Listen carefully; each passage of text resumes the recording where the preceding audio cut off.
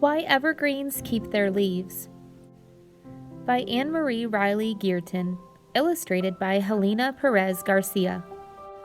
One autumn evening, little Redbird settled down for one last sleep before flying south for winter. As she slept, a strong gust of wind shook her from her cozy nest in the eaves of the barn. Little Redbird tumbled out and fell onto the cold, hard ground. "Ouch!" she cried as she stretched out her wing. "I will not be able to fly south with this injured wing. How will I survive the long, harsh winter winds? Surely I will perish."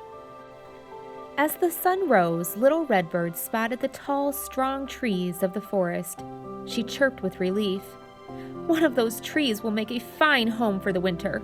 Its leaves will shield me from the wind, and I shall build a new nest on a low, sturdy branch." Gathering her strength, little Redbird hopped and fluttered into the forest. The first tree she came upon was a silvery white birch.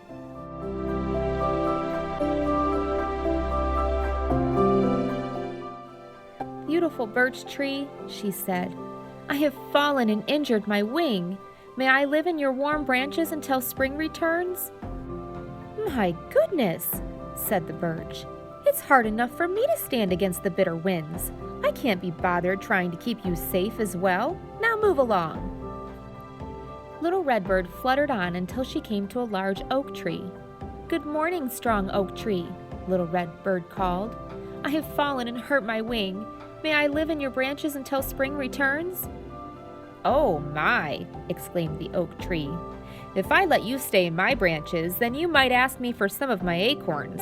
I work hard to make them, and I can't have you eating them all up. Go away. I have work to do before winter arrives."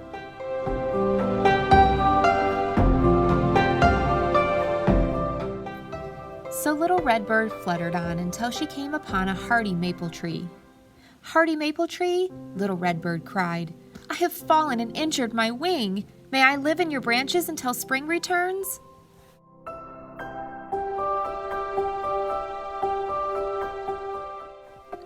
"No," he replied. "I am too busy making sap for maple syrup. I have no time for little birds. Be on your way." Poor little Redbird didn't know what to do. Tears as big as raindrops streamed down her cheeks.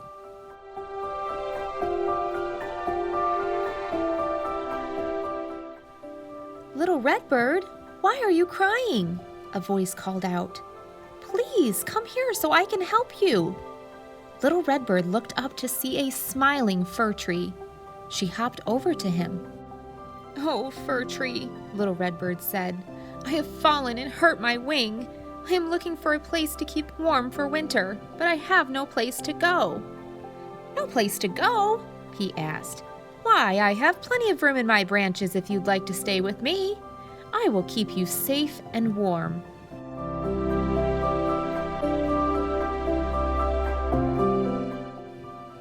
"Thank you," cried little Redbird, "but I don't have the strength to fly up to your branches."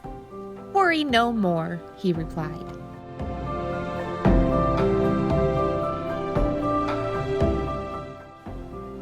"I'm happy to help too," a voice called out. Standing tall beside the fir tree was a beautiful blue spruce. "My branches are strong. I will shield you from the cold north wind," he said. "How kind of you," replied little Redbird. "I will care for you too," a lovely voice whispered through the pines. "I may be small, but I make big, juicy berries all winter long," said the juniper tree. "My berries will help heal you."